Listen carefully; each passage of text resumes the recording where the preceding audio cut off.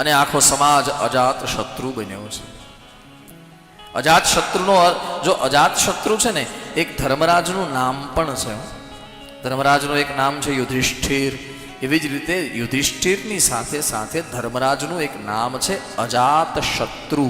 અજાત શત્રુનો અર્થ થાય કે જેને જન્મથી અત્યાર સુધી કોઈની હારે વેર નથી, એને અજાત શત્રુ કહેવાય.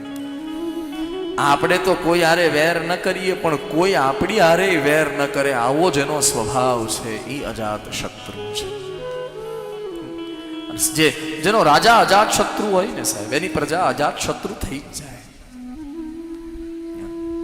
એ વખતના હિંસક પ્રાણીઓ હિંસા છોડી અને પ્રેમના પૂજારી બન્યા છે.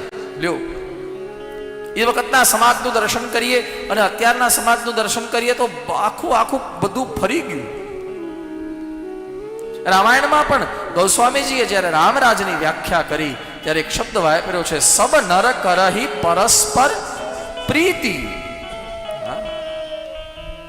ચલે સ્વધર્મ નિરત શ્રુતિ નીતિ.